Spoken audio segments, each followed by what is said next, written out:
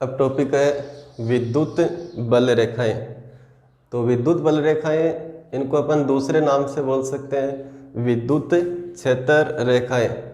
तो क्या होती है, कौन सी रेखाएं होती है? ये रेखाएं वास्तविकता में नहीं होती है, मतलब ये काल्पनिक होती है, सिर्फ अपन इनकी कल्पना करते हैं। किस प्रकार से कल्पना करते हैं, किसको प्रदर्शित करती है ये?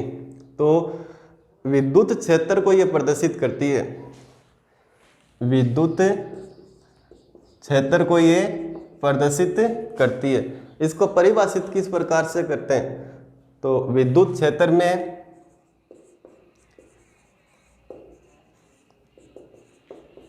खींची गई वे काल्पनिक रेखाएं, वे काल्पनिक रेखाएं जिनके किसी बिंदु पर खींची गई स्पर्श रेखा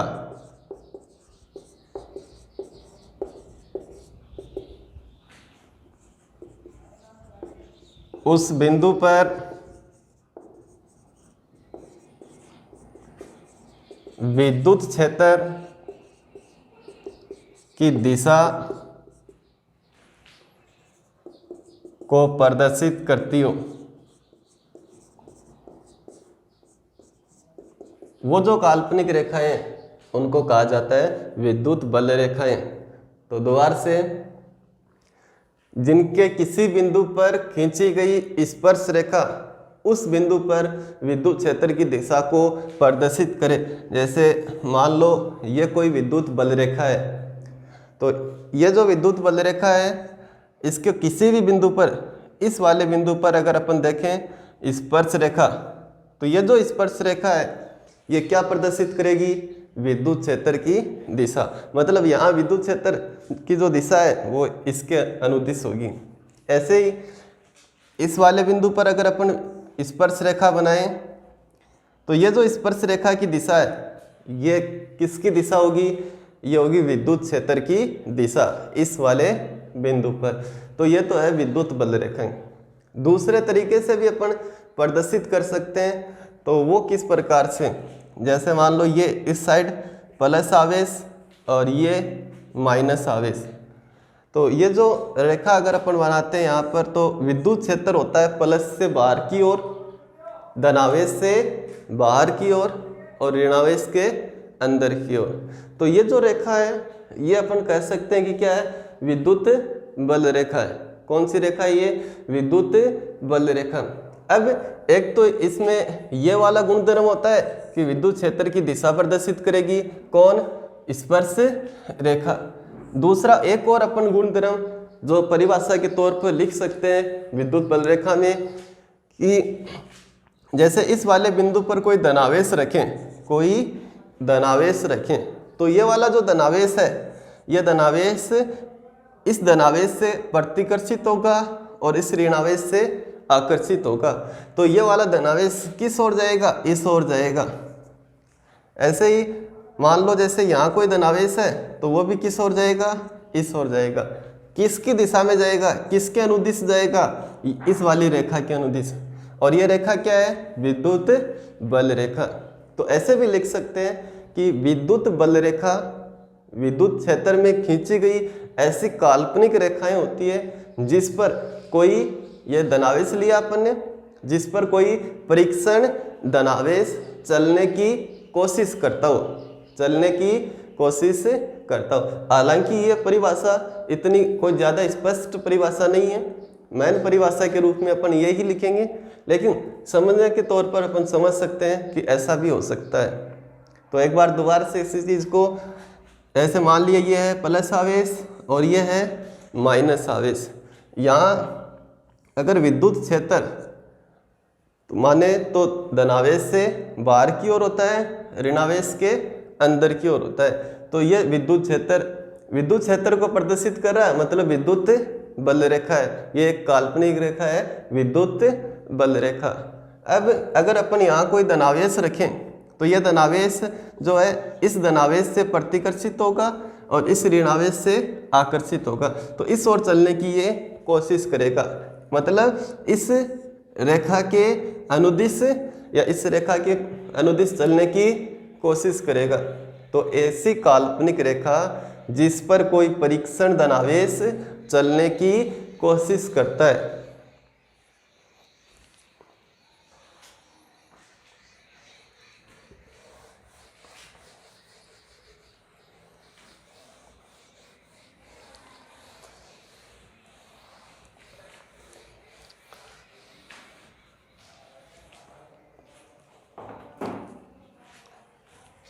अब नेक्स्ट है विद्युत बल रेखाओं के गुणधर्म। क्या क्या इसके गुणधर्म होते हैं? तो एक नंबर पर सबसे पहले अपन इसमें लिखना चाहें तो धनावेश या बिंदु धनावेश के कारण अगर अपन देखें तो ये इस तरीके से अपन विद्युत बल रेखाएं प्रदर्शित करेंगे, अर्थात धनावेश से बाहर की ओर ऐसे ये बल रेखाएं बनाई जाती हैं। उसके बाद में ऋणावेश के लिए इनकी दिशा हो जाएगी ऋणावेश के की तरफ या अंदर की ओर, इस तरीके से।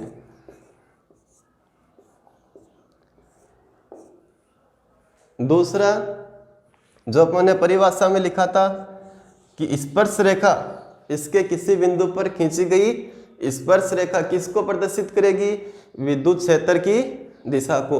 तो ये जैसे इस बिंदु पर अपन स्पर्श रेखा बनाए और ये स्पर्श रेखा की दिशा किसकी दिशा होगी? विद्युत क्षेत्र की दिशा। मतलब ये जो दिशा है क्या प्रदर्शित कर रही है? विद्युत क्षेत्र की दिशा। और जो सेम अपन पहले पढ़ के आए थे कि विद्युत क्षेत्र धनावेश से क्या होता है? बाहर की ओर, वैसे ही ऋणावेश से क्या होगा? अंदर की ओर। अलग तरीके जैसे पहले भी इसमें समझा था कि जैसे इस तरीके से बल रेखा है तो ये जो स्पर्श रेखा है इसकी दिशा किसकी दिशा होगी? विद्युत क्षेत्र की दिशा। दूसरा टॉपिक, दूसरा इसमें गुणधर्म, ये तो अपन जो आवेश माने थे धनावेश और ऋणावेश, ये विलगित धनावेश है और ये विलगित ऋणावेश है। मतलब अकेला अकेला धनावेश और अकेला ऋणावेश। हो सकता है कि एक धनावेश और एक ऋणावेश विलगित नहीं है, मतलब पास पास है, तो उस समय बल रेखाएं किस प्रकार से होगी? जैसे ये प्लस और ये माइनस, धनावेश और ऋणावेश। तो अब इसमें जो बल रेखा होगी इस तरीके से अपन बनाए कि यह बल रेखा धनावेश से निकलेगी और ऋणावेश का क्या गुणधर्म होता है कि बल रेखा ऋणावेश के अंदर की ओर। सेम इसी प्रकार से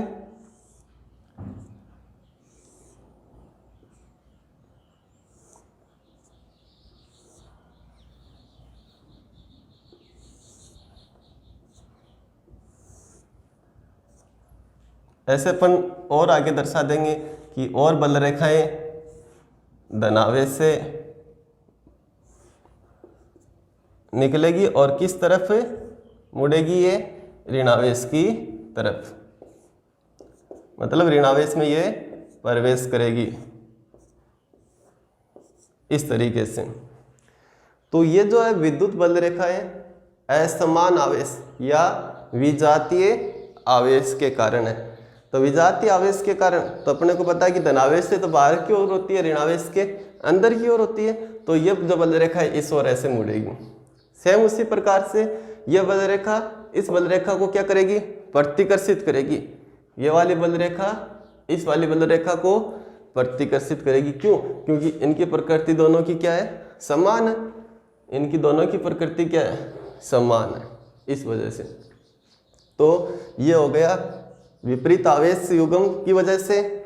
और अब बल रेखाएं अगर आवेश युग्म हो जो इस प्रकार से हो कि दोनों समान हो, दोनों प्लस प्लस हो या दोनों माइनस माइनस हो, ये वाली, तो अब की बार जो बल रेखा इस धनावेश से बाहर की ओर होगी वो इस ओर नहीं आएगी, इस ओर नहीं आएगी, क्योंकि ये भी उसी प्रकृति का आवेश है। तो ये और ये समान प्रकृति के आवेश हो गए, तो इनकी जो बल रेखाएं हैं वो एक दूसरे को प्रतिकर्षित करते हुए निकलेगी। तो इस प्रकार से ये ऐसे न जा कर के ये बल रेखा इस तरीके से इससे दूर हटेगी।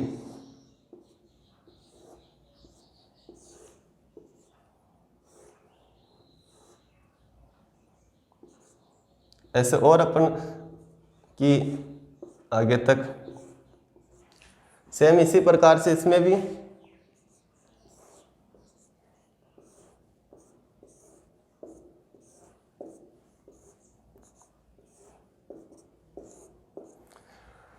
तो यहाँ की पोर्शन की अगर अपन बात करें, इस वाले पोर्शन की, तो ये बल रेखाएं, ये वाली बल रेखाएं और ये वाली बल रेखाएं एक दूसरे को प्रतिकर्षित करेगी, मतलब दूर हटने का प्रयास करेगी।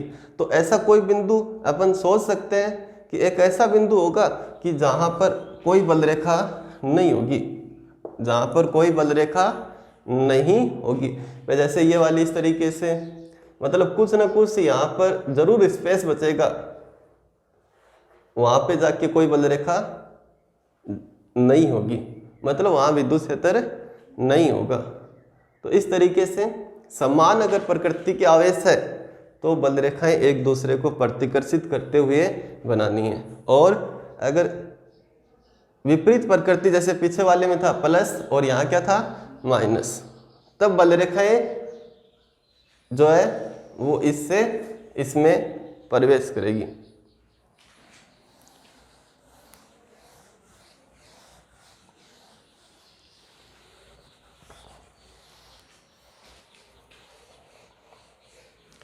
आगे एक गुणधर्म है कि दो बल रेखाएं एक दूसरे को आपस में नहीं काट सकती है।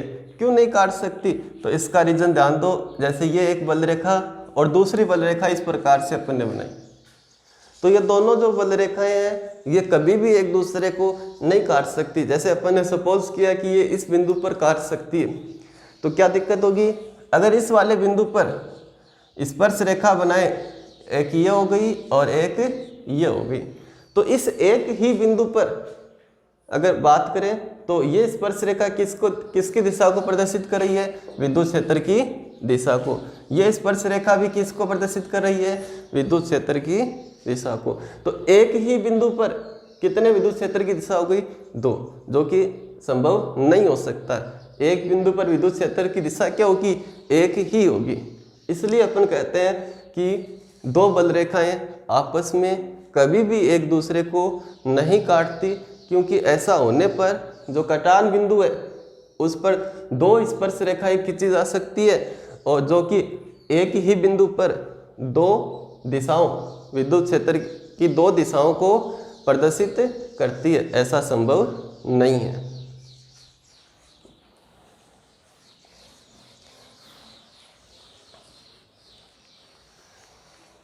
आगे का एक गुणधर्म है कि ये जो बल रेखाएं हैं इस तरीके से अपन मान रहे हैं,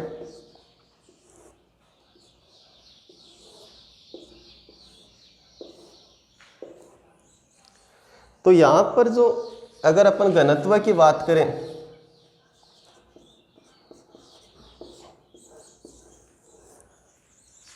तो घनत्व है, जैसे इसको अपन 3 सेक्शन में, 3 भागों में, एक ये भाग, दूसरा ये भाग और तीसरा ये वाला भाग। तो अगर इन भागों की अपन देखें तो यहाँ घनत्व ज़्यादा है, मतलब कम भाग में ज़्यादा लाइन है, ज़्यादा रेखाएं हैं, यहाँ अधिक भाग में कम रेखाएं हैं। तो इस तरीके से दोनों का घनत्व क्या हो गया? अलग अलग हो गया। यहाँ का घनत्व अधिक है और यहाँ का घनत्व क्या है? कम है। तो बल रेखाएं जो है उनके अगर अपन बात करें कि विद्युत क्षेत्र कहाँ अधिक होगा और कहाँ कम होगा, तो ये इसके घनत्व पर निर्भर करता है। ये इसके घनत्व पर निर्भर करता है। जहाँ बल रेखाएं सघन होती है, जहाँ बल रेखाएं सघन होती है वहाँ पर क्या होता है? विद्युत बल रेखाएं मतलब पास पास होती है और विद्युत क्षेत्र ज़्यादा माना जाता है, अधिक माना जाता है। और जहाँ बल रेखाएं दूर दूर होती है, विरल होती है, वहाँ पर विद्युत क्षेत्र है वो क्या माना जाता है, कम माना जाता है। तो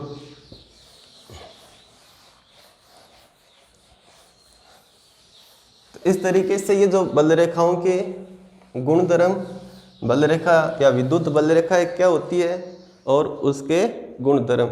आगे का जो चैप्टर अपन पढ़ेंगे उसमें एक चैप्टर है चुंबक से संबंधित, तो वहाँ पढ़ेंगे चुंबकीय बल रेखाएं या विद्युत बल रेखाएं। तो जो चुंबकीय बल रेखाएं इसी प्रकार से अपन परिभाषित करेंगे, इसी प्रकार से ऐसे ही उनके गुण होंगे, लेकिन उनमें एक डिफरेंस है।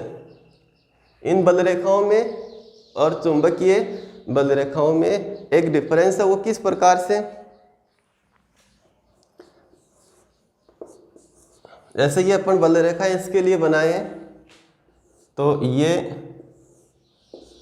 इस तरीके से अपन बनाते हैं बल रेखाएं।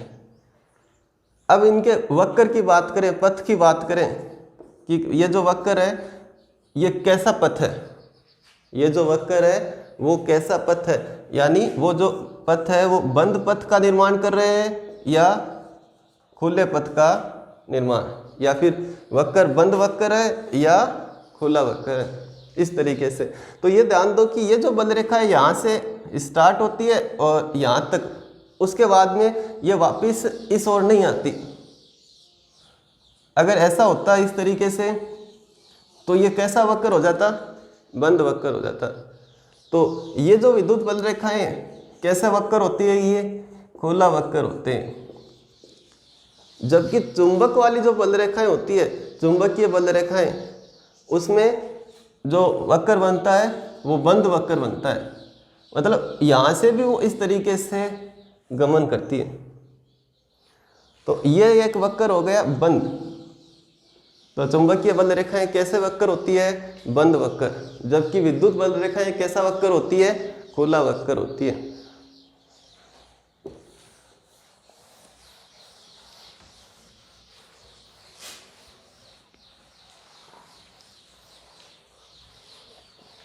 तो एक आसान सा टॉपिक है ये, थ्योरेटिकल टॉपिक। और अब इसके बाद में आगे का टॉपिक विद्युत द्विध्रुव है। तो अब आगे जो अपन पढ़ने वाले हैं इस चैप्टर में जो बचा हुआ है, बस ये एक टॉपिक है इससे संबंधित। तो सबसे पहले अपन इसकी परिभाषा और उसके बाद में इसकी 2-3 डेरिवेशन है वो अपन पढ़ेंगे। तो क्या होता है विद्युत द्विध्रुव है, द्विध्रुव को बोलते हैं डायपोल। द्विध्रुव को, द्विव का मतलब दो, तो इसको क्या बोलते हैं, डायपोल। मतलब कितने आवेश होने चाहिए, 2 आवेश होने चाहिए, लेकिन वो विजातीय प्रकृति के होने चाहिए, एक धनावेश और एक ऋणावेश, और वो दोनों एक दूसरे के नज़दीक स्थित होने चाहिए, तब उसको अपन बोलते हैं द्विध्रुव है। तो इसकी परिभाषा हो गई, जब 2 सजातीय,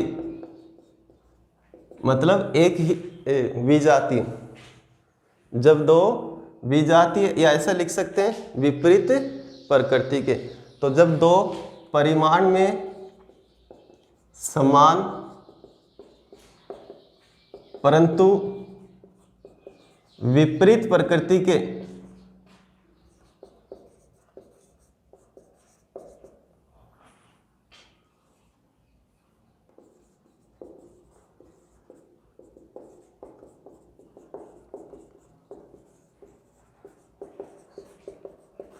जब 2 परिमाण में समान परंतु विपरीत प्रकृति के आवेश पास पास स्थित होते हैं, तब इस व्यवस्था को कहा जाता है विद्युत द्विध्रुव।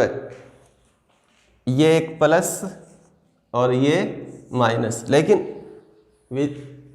प्रकृति तो इनकी विपरीत है, साथ साथ में क्या होना चाहिए, परिमाण में क्या होना चाहिए, समान। जितना इसका परिमाण है उतना ही इसका, जैसे ये 10 कूलाम है तो ये भी 10 कूलाम। तो यहाँ पर लिखेंगे प्लस क्यू और ये माइनस क्यू, मतलब दोनों के परिमाण क्या लिखे हैं, समान लिखे हैं, दोनों पास पास है, तो ये क्या बन गए, विद्युत द्विध्रुव बन गया ये। अब इसके बाद में ये जो विद्युत द्विध्रुव होता है, इसमें ये वाली जो रेखा है, ये वाली जो रेखा है उसको अपन कहते हैं द्विध्रुव का एक्स। इस रेखा को क्या कहते हैं? द्विध्रुव का एक्स। मतलब दोनों आवेशों को मिलाने वाली, जोड़ने वाली रेखा द्विध्रुव की एक्स रेखा कहलाती है। और इस एक्स रेखा के लंबवत और मध्य से या केंद्र से गुजरने वाली जो रेखा होती है वो होती है द्विध्रुव की निरक्ष।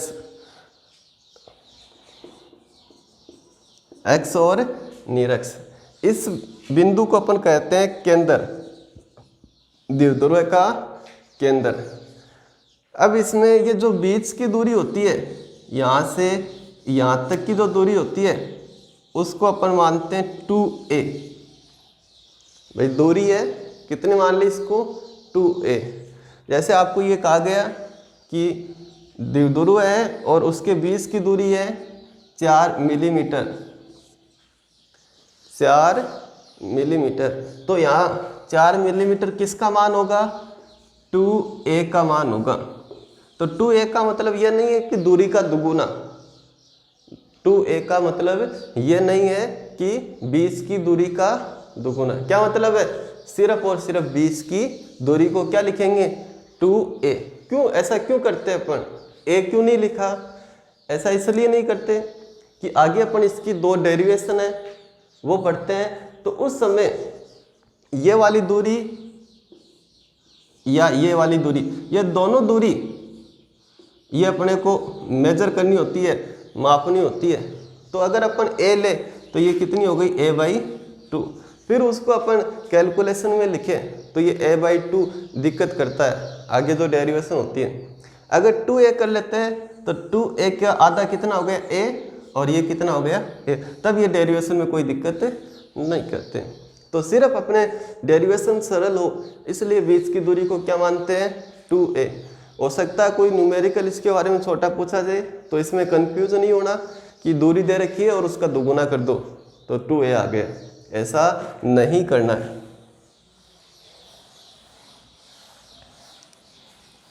तो ये तो हो गए द्विध्रुव का क्या केंद्र होता है और एक्स और निरक्ष। अब उसके बाद में एक इसमें राशि है विद्युत द्विध्रुव आघूर्ण। विद्युत द्विध्रुव आघूर्ण।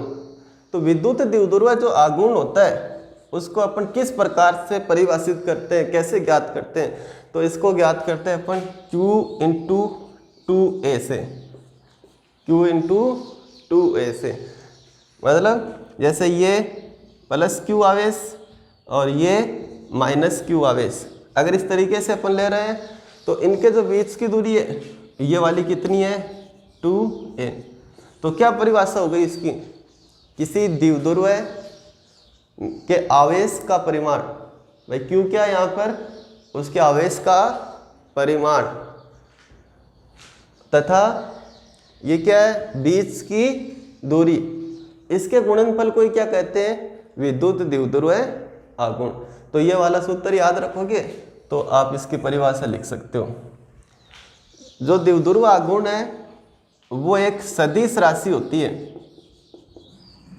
ये एक सदिश राशि होती है। तो अगर ये सदिश राशि है तो इसकी क्या होती है? दिशा होती है। तो इसकी जो दिशा होती है ये इसका क्या हो गया? एक्स रेखा, यानी आवेशों को मिलाने वाली रेखा। तो इसके अनुदिश होगी और वो किस प्रकार से होगी? ऐसे, ऋणावेश से धनावेश की ओर। तो ये ध्यान रखना है, विद्युत द्विध्रुव आघूर्ण क्या होता है, उसकी परिभाषा, और कैसी राशि है? सदिश राशि, और इसकी दिशा ऋणावेश से धनावेश की ओर होती है। अब इसके बाद में इस पर एक छोटा सा न्यूमेरिकल, जैसे आपको दिया हुआ है कि किसी विद्युत द्विध्रुव में आवेश का जो परिमाण है वो है 2 माइक्रोकूलाम, और बीच की जो दूरी है, बीच की दूरी वो है 10 मिलीमीटर, 10 मिलीमीटर। अब इसका द्विध्रुव आघूर्ण ज्ञात कीजिए। तो अब इसका द्विध्रुव आघूर्ण को P से प्रदर्शित करते हैं। किससे? P से। तो P बराबर Q इंटू 2A। तो Q का मान 2 माइक्रोकुलाम है, बीच की दूरी है, उसी को अपन क्या लिखते हैं 2A, 2 से गुणा नहीं करते। तो Q का मान कितना है 2 माइक्रोकुलाम। माइक्रो को किस में बदल देंगे 10 की पावर -6 में, इंटू बीच की दूरी 10 मिलीमीटर है, तो इसको कितना लिख देंगे -3 और इसको सरल कर लेंगे तो वो क्या आ जाएगा विद्युत द्विध्रुव आघूर्ण। अब इसके बाद में अगर पढ़ा जाए कि इसका मात्रक क्या होता है, तो इसके मात्रक के बारे में अगर बात करें तो सूत्र के अनुसार यहाँ सबसे पहले क्या है आवेश। तो आवेश का मात्रक क्या होता है कूलाम इंटू दूरी। तो दूरी का मात्रक क्या होता है मीटर। तो ये इसका मात्रक हो गया कूलाम इंटू मीटर। कई बार इसको अपन इस तरीके से लिख देते हैं कि cm, तो इसका मतलब सेंटीमीटर नहीं है, तो यहाँ अपन क्या लगाना जरूरी हो जाता है इंटू, कूलाम इंटू मीटर। इसके बाद में इसमें जो डेरिवेशन है उसको अपन सरल करेंगे, और वो डेरिवेशन किस प्रकार से। तो पहली डेरिवेशन ध्यान दो, क्या ज्ञात करना होता है अपने को, जैसे ये प्लस Q ये माइनस Q एक द्विध्रुव का निर्माण कर रहे हैं, बीच की दूरी ये वाली यहाँ से लेकर यहाँ तक की। अब आपको पहला प्रश्न तो ये है कि इस रेखा यानी x पर किसी भी बिंदु पर, जैसे इस वाले बिंदु पर, इस वाले बिंदु पर, कोई भी बिंदु पर विद्युत क्षेत्र की तीव्रता कितनी होगी उसका सूत्र ज्ञात करना है। कि जैसे आपने मान लिया कि ये इसका क्या है केंद्र, तो अब आपको कहेगा कि भाई केंद्र से 5 दूरी पर, 10 दूरी पर, इतनी दूरी पर विद्युत क्षेत्र की तीव्रता वो कितनी होगी, कौन सी रेखा पर, एक्स रेखा पर। ऐसे ही दूसरा प्रश्न क्या होगा इसका कि कौन सी रेखा पर पूछ सकता है, निरक्ष रेखा पर। जैसे आपको कहा है कि केंद्र से 5 दूरी पर, 7 दूरी पर, 9 दूरी पर, कौन सी रेखा पर, निरक्ष रेखा पर विद्युत क्षेत्र की तीव्रता ज्ञात करो। तो ये 2 प्रश्न, इनको अपन जो डेरिवेशन से इनका सूत्र प्राप्त करेंगे। तो सबसे पहले अक्षीय रेखा पर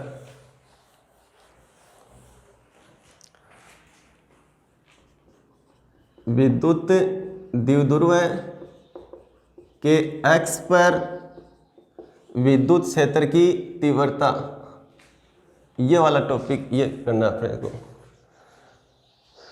तो सबसे पहले इसका डायग्राम, ये प्लस Q आवेश और ये जैसे पहले अपन माइनस मान लो, भले ही कोई दिक्कत नहीं, माइनस Q आवेश और ये प्लस Q आवेश। ये एक विद्युत द्विध्रुव माना, और कौन सी रेखा पर, x रेखा पर। तो ये इनकी क्या हो गई x रेखा। अब इस x रेखा पर कहीं पर भी कि जैसे यहाँ पर पूछ सकता है, यहाँ पर पूछ सकता है, तो इसके लिए अपन मान लेंगे कि ये जो केंद्र है, इस केंद्र से कितनी दूरी मान ली, इस केंद्र से दूरी मान ली r, ये r दूरी है, और इस पर कोई बिंदु है P। तो इस r को लेते हुए अपने एक सूत्र बनाएंगे, और उस सूत्र की सहायता से डायरेक्टली अपन ज्ञात कर सकते हैं r की वैल्यू रखकर, जो वैल्यू दे रखी है वो रखकर, और उस बिंदु पर जैसे r का मान 2, 3, 4, 5 जितना भी है वो सूत्र में रखेंगे, और क्या आ गई x पर विद्युत क्षेत्र की तीव्रता। तो अब इसमें जो बीच की दूरी है उसको यहाँ लिख रहे हैं कितनी होगी, क्या मानते हैं उसको 2a। ये दूरी हो गई 2a। तो ये आधी दूरी को कितना लिखते हैं a, और ये वाली आधी दूरी ये भी किसके बराबर होगी a के बराबर होगी। इसमें और जो दूरियां है वो वाली दूरी, जैसे ये दूरी कितनी होगी यहाँ से लेकर यहाँ तक, मतलब इस धनावेश से इस बिंदु तक की दूरी, और फिर ज्ञात करेंगे ऋणावेश से इस बिंदु तक की दूरी। ये पूरी दूरी है 2a, ये वाली दूरी बच गई a, ये वाली दूरी है r, दूरी ज्ञात करनी है ये। अगर ये दूरी अपने को पता है r, इसमें से ये वाली हटा दे, ये वाली हटा दे, r में से कौन सी दूरी हटा रहे हैं, यहाँ से लेकर यहाँ, तो ये वाली दूरी बच गई। तो इस दूरी का मान कितना हो गया, r माइनस a। इसी प्रकार से ये पूरी दूरी आपको लिखनी है, ये दूरी दे रखी है a, ये दूरी दे रखी है r, तो पूरी दूरी क्या हो जाएगी, r प्लस a। तो ये जो दूरी अपन ज्ञात करना चाह रहे थे कि धनावेश से उस बिंदु तक की दूरी कितनी है, ऋणावेश से उस बिंदु तक की दूरी कितनी है, वो अपन ने ज्ञात कर ली।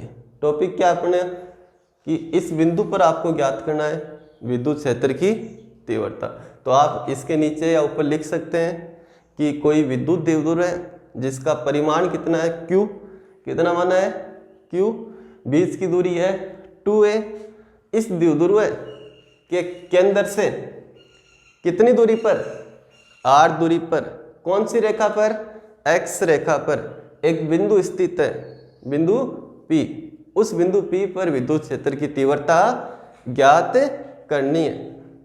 अब किस प्रकार से ये ज्ञात होगी, तो विद्युत क्षेत्र की तीव्रता के जो अपन सबसे पहले पढ़ा था विद्युत क्षेत्र, तो उसमें 2-3 कथन बताए थे। पहला कथन ये था कि कोई भी आवेश हो, कोई भी आवेश हो, उस आवेश का क्या होता है, विद्युत क्षेत्र होता है। तो वो वाला अपन यहाँ काम में ले कि भाई ये आवेश है, इसका भी क्या होगा, विद्युत क्षेत्र होगा, इसका भी क्या होगा, विद्युत क्षेत्र होगा।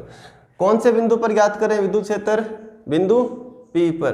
तो अध्यारोपण के सिद्धांत में क्या पढ़ा था, अध्यारोपण के सिद्धांत में पढ़ा था कि अगर एक से ज़्यादा आवेश है तो किसी बिंदु पर विद्युत क्षेत्र ज्ञात करना है, तो दोनों आवेशों के कारण विद्युत क्षेत्र को अपन क्या करते हैं, ज्ञात करते हैं, और फिर उनको क्या कर देते हैं, जोड़ देते हैं। तो आया समझ में, कैसे ज्ञात होगा बिंदु P पर विद्युत क्षेत्र। तो बिंदु P पर विद्युत क्षेत्र होगा या नहीं होगा, सबसे पहले तो यह ध्यान दो, होगा। क्यों, क्योंकि यहाँ पर आवेश है, कितने आवेश है, 2। तो कितने आवेशों के कारण होगा, 2 आवेशों के कारण। तो परिणामी कैसे ज्ञात करेंगे, दोनों को ज्ञात करेंगे और दोनों को जोड़ देंगे। बस यही डेरिवेशन है, बाकी आपको सरल करना आना चाहिए, गुणा भाग आना चाहिए। और ध्यान दो इधर, सबसे पहले किसके कारण ज्ञात कर लो, इसके कारण, फिर इसके कारण। तो प्लस Q आवेश के कारण कौन से बिंदु पर, P पर विद्युत क्षेत्र। 2 आवेशों के कारण है, तो एक को E1 मान लेंगे और एक को E2 मान लेंगे। तो इसको मान लिया E1। किस रूप में ज्ञात करेंगे अपन, सदिश रूप में, तो वेक्टर E1, क्योंकि ये कैसी राशि होती है, सदिश राशि होती है।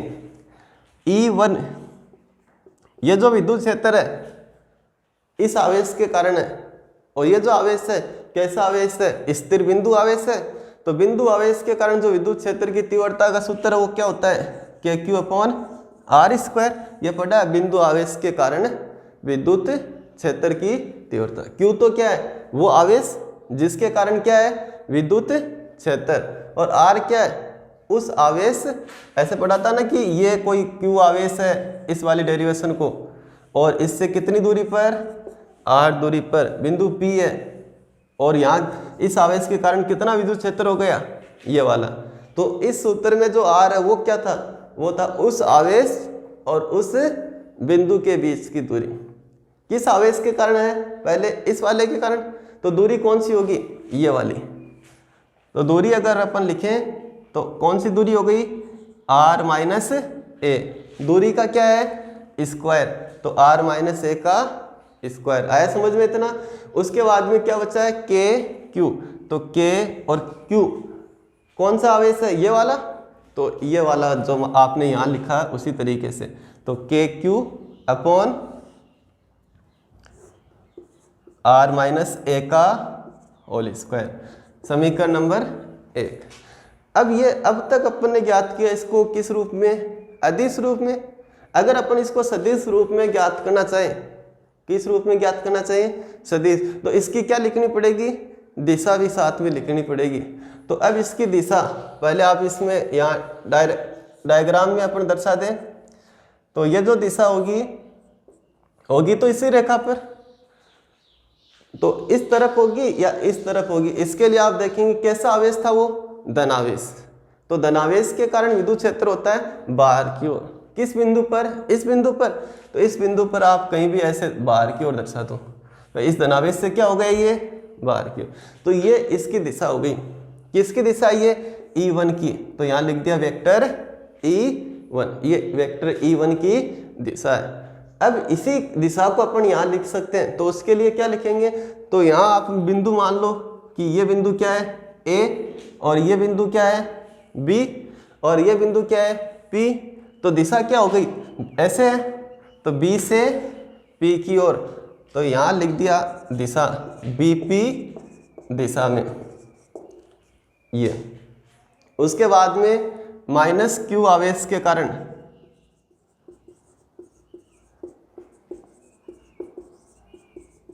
बिंदु P पर विद्युत क्षेत्र, इसको क्या मान लिया, E2। तो अब ये जो E2 है इसको किस प्रकार से ज्ञात करेंगे, कौन से आवेश के कारण है, माइनस Q, ये वाला आवेश, ये भी क्या है बिंदु आवेश। तो कौन सा सूत्र काम में लेंगे, KQ/R²। तो K की जगह K और Q की जगह क्या माइनस Q, तो Q/R का स्क्वायर। R क्या है, उस आवेश और उस बिंदु के बीच की दूरी। तो कौन सा आवेश अभी, ये वाला बिंदु कौन सा है, ये वाला। तो दूरी कितनी हो गई, यहाँ जो सूत्र में R लिखा हुआ वो कौन सी दूरी है, यहाँ से लेकर यहाँ तक। तो R नहीं लिखना, क्या लिखना है, R+A, और सूत्र में क्या आता है इसके स्क्वायर। तो ये क्या हो गया, R+A का स्क्वायर। ये समीकरण नंबर 2। अब इसकी दिशा दर्शानी है, पहले यहाँ डायग्राम में और फिर यहाँ इसकी दिशा लिख देंगे। तो किस रूप में हो जाएगा, ये सदिश रूप में। तब इसकी दिशा की ध्यान दो, किस बिंदु पर ज्ञात किया आपने, बिंदु P पर। किस आवेश के कारण, इस ऋणावेश के कारण। तो ऋणावेश के कारण विद्युत क्षेत्र क्या होता है, ऋणावेश की ओर होता है। तो ये वाला जो विद्युत क्षेत्र है वो इस तरीके से दर्शाया जाएगा, और इसको लिख दिया वेक्टर E2 लिखा हुआ ना यहाँ पे, तो दिशा हो गई वेक्टर E2। तो अब अगर इसको यहाँ लिखें तो किस प्रकार से हो गई, ये P से B की ओर, या फिर ऐसे भी लिख सकते हैं P से A की ओर। तो ये वाले दोनों ज्ञात कर लिए। टॉपिक क्या था कि इस बिंदु P पर विद्युत क्षेत्र ज्ञात करना है। विद्युत क्षेत्र कितने आवेशों के कारण है, 2 आवेशों के कारण है। तो अब दोनों के कारण जो ज्ञात किया है, तो उससे क्या करना है, परिणामी। तो परिणामी के लिए क्या करते हैं, जोड़ते हैं इसको। तो यहाँ हर एक बार जोड़ हो ये कोई ज़रूरी नहीं, क्योंकि ये कैसी राशियाँ है, सदिश राशियाँ। तो आप यहाँ ध्यान दो कि ये वाला सदिश यानी E1 ये तो इस साइड है और E2 इस साइड है, तो ये जोड़ेंगे नहीं भाई। परिणामी ज्ञात करने के लिए ये जोड़ेंगे नहीं। तो कुल कैसे ज्ञात किया जाएगा, इनको घटाकर ज्ञात किया जाएगा, क्योंकि ये एक दूसरे के विपरीत दिशा में है। तो अगर अपन बात करें कि 11th क्लास में सदिश में कि ये सदिश वेक्टर A, ये दूसरा वेक्टर B, ये दोनों क्या है, एक ही दिशा में। तो इनका टोटल क्या हो गया, कुल क्या हो गया, वेक्टर A+B। अगर ये वाला सदिश इस साइड है और ये वाला सदिश इस साइड है, तो इनका टोटल क्या हो गया, vector A minus vector B, या फिर vector B minus vector A। तो ये इनका परिणामी है, कुल है। तो यहाँ पर बिंदु P पर परिणामी विद्युत क्षेत्र, इसको मान लिया EP। तो कैसे ज्ञात किया जाएगा EP को, तो EP को ज्ञात किया जाएगा घटाकर, या तो इसमें से ये, या तो यहाँ ध्यान दो E1 माइनस E2 या E2 माइनस E1, दोनों ही हो सकते हैं ना, A माइनस B या B माइनस ए। तो कौन सा काम मिलेंगे, E1 माइनस E2 या E2 माइनस E1। तो अभी ध्यान दो कि अपन अगर ऐसे लिखें तो ये कब हो सकता है भाई, ज़्यादा में से घटती है कोई राशि, तो E1 क्या होना चाहिए, ज़्यादा। अगर ये ऐसे लिखें तो E2 क्या होना चाहिए, ज़्यादा। तो अब अपन ये जो मान निकाल के रखें E1 और E2 के, इनमें से पहले देखेंगे कि कौन सा ज़्यादा है, उसी के अनुसार इसको लिखेंगे। तो E1 का मान तो है KQ upon R minus A का स्क्वायर, और ये दूसरा मान है R प्लस ए का स्क्वायर, E1 का और E2 का। अब ये E1 और E2 कौन सा अधिक मान है वो देखना अपने को। तो इसमें देखो ये तो समान है, तो इस पर तो कोई पता नहीं चलेगा कि E1 ज़्यादा है या E2 ज़्यादा है। इसमें इससे पता चलेगा R माइनस ए से और R प्लस ए से। तो इनमें से जो राशि कम होगी, जैसे अगर ये कम है तो ये मान क्या हो जाएगा, अधिक हो जाएगा, क्योंकि कम का भाग देते हैं तो क्या आता है, ज़्यादा। अगर ये अर वाला ज़्यादा है, अधिक है अर वाला, तो ये पूरा मान क्या आ जाएगा, कम आ जाएगा। ठीक है, तो इनमें से आप देख सकते हैं कि अगर इसमें तो लिखा हुआ R माइनस ए, इसमें लिखा हुआ R प्लस ए, ये तो घटाया हुआ है, इसका मतलब ये वाला मान तो क्या है, कम, और ये वाला मान क्या है, अधिक। तो अब ये पूरा मान क्या हो गया, ये पूरा मान क्या है, ज़्यादा प्राप्त हुआ, और ये पूरा मान क्या हुआ, कम प्राप्त हुआ। ये तो क्या था, E1, और ये क्या था, E2। तो कौन सा ज़्यादा है, E1, कौन सा कम है, E2। तो किस में से क्या घटाएंगे, E1 माइनस E2। तो परिणामी हो गया E1 माइनस E2। यह तो किस रूप में, अभी अदिश रूप में। किस रूप में लिखना है, सदिश रूप में। तो साथ में क्या लिखनी पड़ेगी, दिशा भी लिखनी पड़ेगी।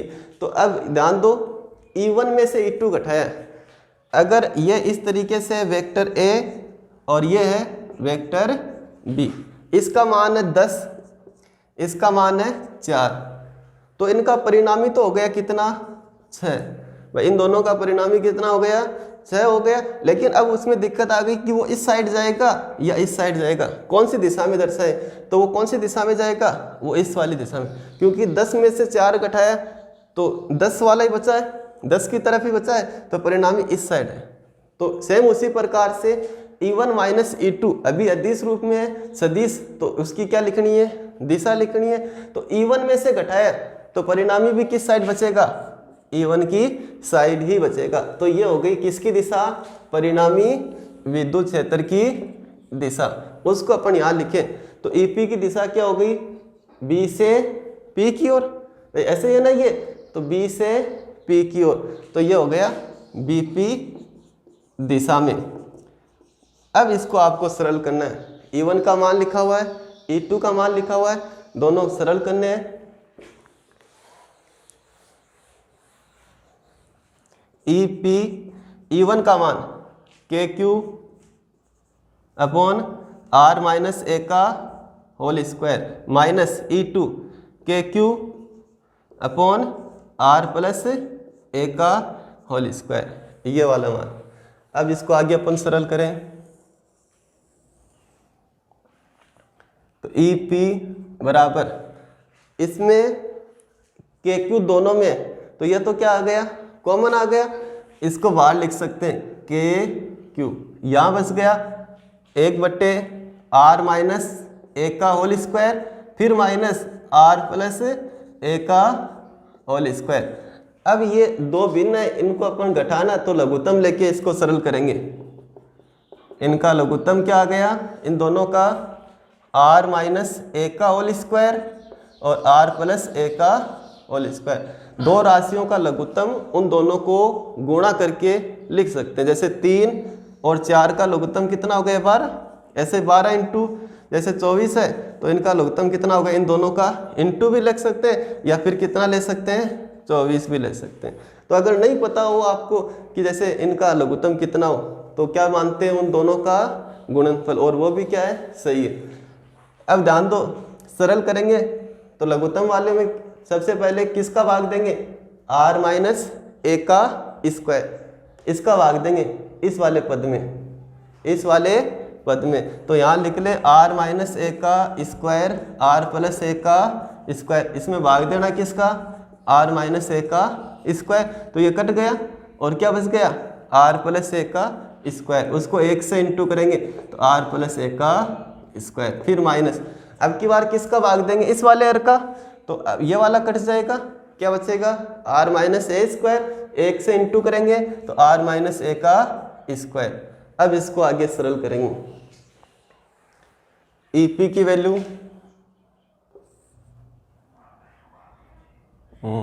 EP के क्यू लघुत्तम, ये a minus B, A plus B, ये हो गया A square minus B square, A square minus B square, दोनों के स्क्वायर है तो यहाँ भी क्या आएगा स्क्वायर। अब इसको सरल करेंगे, x प्लस वाई का होल स्क्वायर या a प्लस बी का होल स्क्वायर, तो R square plus A square plus 2ar।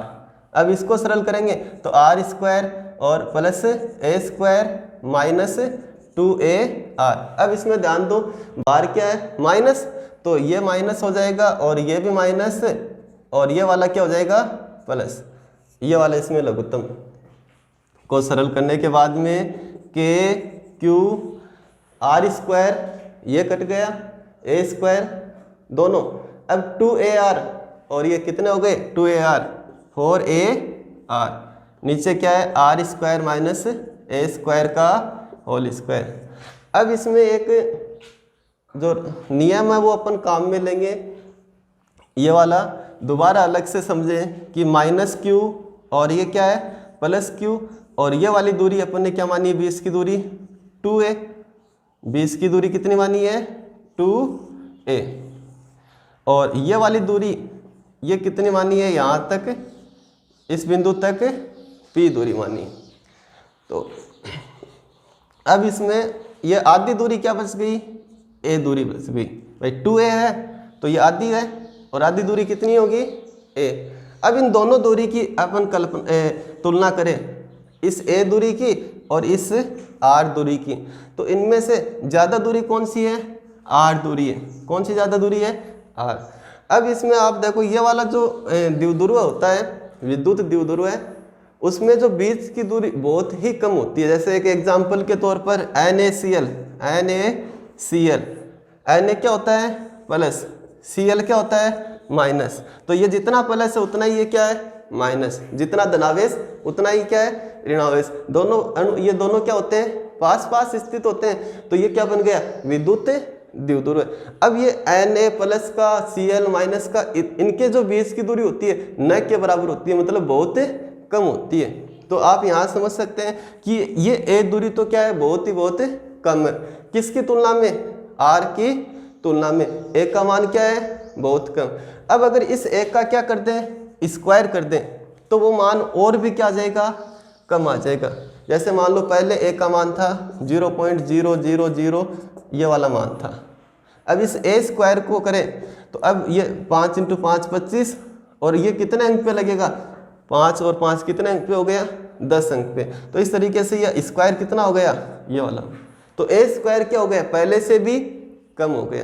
तो एक बार दोबारा से ध्यान दो, यहाँ पर ये जो कथन लिखा हुआ है R square minus A square, इसमें a और r क्या है, a ये आधी दूरी है, द्विध्रुव के अणुओं के बीच की आधी दूरी, और वो दूरी क्या होती है बहुत कम होती है। अब जैसे आपने मान लिया इतनी दूरी है, इसका स्क्वायर करेंगे तो वो दूरी क्या हो गई a स्क्वायर बहुत कम, जबकि r दूरी तो क्या इससे इसकी तुलना में क्या है बहुत ज़्यादा। अब अगर आपको ये कहा जाए कि ये जो r था उसका मान था 4, कितना था 4, तो r स्क्वायर कितना हो गया 16, और उस 16 में से आपको ये घटाना है a स्क्वायर, भाई r का स्क्वायर कर दिया, a का स्क्वायर ये वाला है, 16 में से ये घटाना है, तो वो मान लगभग कितना आएगा 16 ही आएगा। भाई 16 में से ये इतनी कम संख्या घटाएंगे तो उसका कोई फर्क नहीं पड़ेगा। तो यहाँ अपन लिख सकते हैं कि r स्क्वायर में a स्क्वायर घटाने का कोई मतलब नहीं है, इस r स्क्वायर में a स्क्वायर को घटाने का कोई मतलब नहीं है। क्यों? क्योंकि पहले तो आप लिखोगे a का मान r की तुलना में क्या है बहुत कम, और जब स्क्वायर करेंगे तो वो मान क्या हो जाएगा और भी कम हो जाएगा। तब आप क्या कहोगे कि ए स्क्वायर को घटाने की कोई ज़रूरी नहीं है, मान तो लगभग कितना आएगा, उतना ही आएगा। तो यहाँ लिख देंगे ए स्क्वायर को नगण्य मानने पर, नगण्य मतलब 0 मान लिया, ए स्क्वायर को कितना मान लिया, 0 हटा दिया इसको, यहाँ नहीं लिखेंगे आगे वाला लाइन में। तो ई पी बराबर के क्यू और ऊपर क्या है, 4 और आर स्क्वायर माइनस 0, तो क्या बच गया आर स्क्वायर, और उसका भी स्क्वायर है तो ये क्या हो गया, आर की पावर कितनी हो गई, 4। आगे सरल करो इसको, तो ई पी बराबर के Q into 4a upon R cube. यहाँ अपन एक नियम काम में ले सकते हैं, एक परिभाषा काम में ले सकते हैं कि द्विध्रुव आघूर्ण जो होता है, द्विध्रुव आघूर्ण वो किसके बराबर होता है, परिमाण इंटू बीच की दूरी। तो यहाँ पे क्या है 4a, उसको क्या लिख सकते हैं 2 इंटू 2a। तो ऐसा लिखने से ये हो गया ई पी बराबर, ये 2 तो पहले लिख दिया, और क्या बच गया यहाँ पे के क्यू और 2a। भाई 4a को क्या लिख दिया 2 इंटू 2a बट्टे में आर क्यूब। ऐसा करने से ये वाली वैल्यू का मान क्या लिखेंगे p, तो ये ई पी बराबर क्या हो गया 2kp अपॉन आर क्यूब। तो ये है द्विध्रुव के अक्ष रेखा पर विद्युत क्षेत्र की तीव्रता। और उसके बाद में शुरुआत में मैंने बताया था कि जो भी डेरिवेशन अपन करते हैं उसके लास्ट में जो राशि होती है, जो लास्ट में जो राशि अपने को प्राप्त करनी होती है, वो तो अपन देखते हैं कि कैसी राशि है। अगर वो सदिश राशि है तो उस उत्तर को किस फॉर्म में लिखते हैं, किस रूप में लिखते हैं, सदिश रूप में। तो अब लास्ट है, यहाँ अपन लिखेंगे किस रूप में, सदिश रूप में। तो सदिश रूप में लिखेंगे तो ये हो गया वेक्टर ई पी बराबर 2k अपॉन आर क्यूब।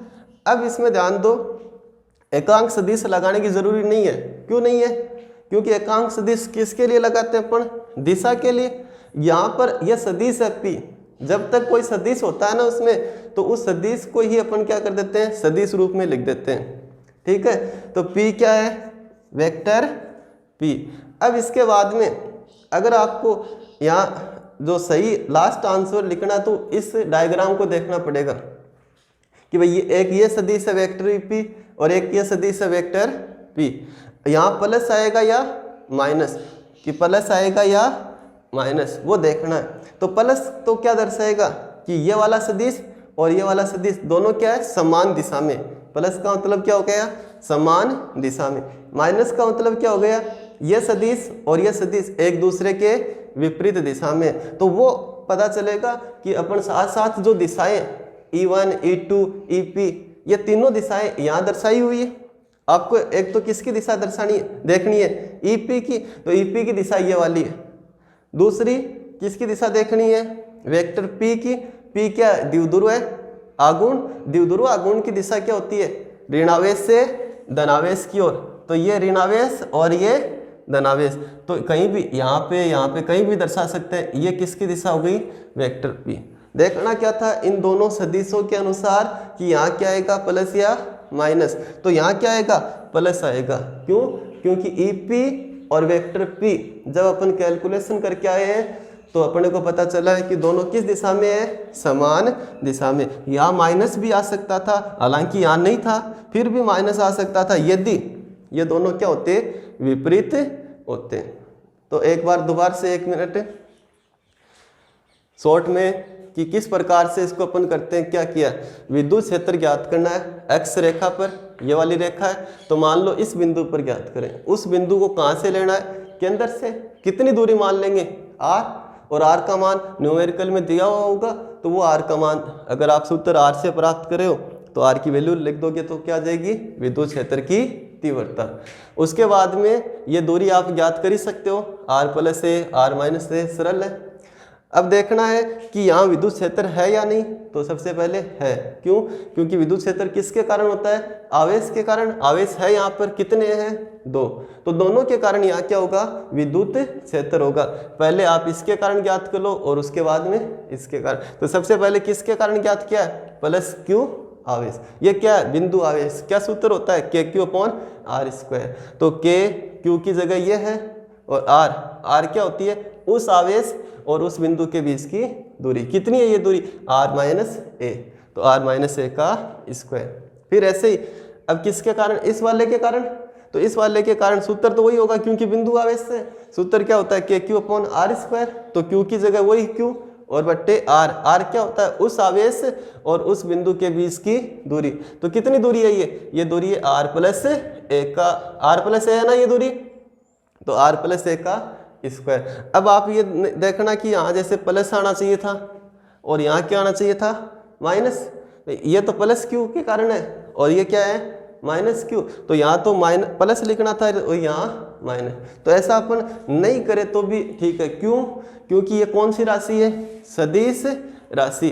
जैसे अपन लास्ट में समझा था ना कि प्लस क्या दर्शाता है? समान दिशा। माइनस क्या दर्शाता है? विपरीत दिशा। ठीक है, तो अपन प्लस और माइनस को या तो चिन्ह से दर्शा दो या आप साथ में लिख दो। जैसे यहाँ प्लस नहीं लिखा या प्लस तो वैसे भी नहीं लिखते, लेकिन साथ में क्या दर्शाई हुई है? दिशा। तो प्लस का काम ये बता रही है। और माइनस क्यों नहीं लिखा? क्योंकि माइनस को ऐसे लिख दिया अपन ने, माइनस को इस तरीके से लिख दिया। भाई प्लस माइनस क्या बताते हैं? दिशा ही बताते हैं। तो आप चिन्ह लगाओ या फिर ऐसे दिशा बता दो। ठीक है, तो अपन ने क्या बता दिया? इसकी दिशा बता दी है। उसके बाद में अगर ये कैसी राशि होती है? मान लो अगर ये राशि अदिश होती, ये कैसी राशि होती? अदिश। आगे वाले चैप्टर में अपन सेम इसी तरीके से यही डेरिवेशन करेंगे, सेम टू सेम यही। लेकिन वो द्विध्रुव के अक्ष पर क्या होगा? विद्युत क्षेत्र नहीं होगा, वो होगा विद्युत विभव होगा। और वहां पढ़ेंगे कि विभव कैसी राशि होती है? अदिश राशि। ज्ञात तो ऐसे ही करेंगे V1 और V2, लेकिन वहाँ जैसे ये प्लस है तो प्लस मतलब है ही है, और माइनस तो यहाँ माइनस लगाएंगे। क्यों लगाएंगे माइनस? क्योंकि माइनस है अपन यहाँ तो किस में दर्शा दिया? दिशा में दर्शा दिया, और वहाँ दिशा में नहीं दर्शा सकते क्योंकि कैसी राशि होती है? अदिश राशि। तो ये ध्यान रखना है कि आप तीसरा चैप्टर पढ़ो तो उस समय कि यहाँ तो माइनस दर्शाया और वहाँ नहीं था। फिर ये सब सरल करके और लास्ट में अपने ये ज्ञात कर लेंगे। पढ़ लेना इसको।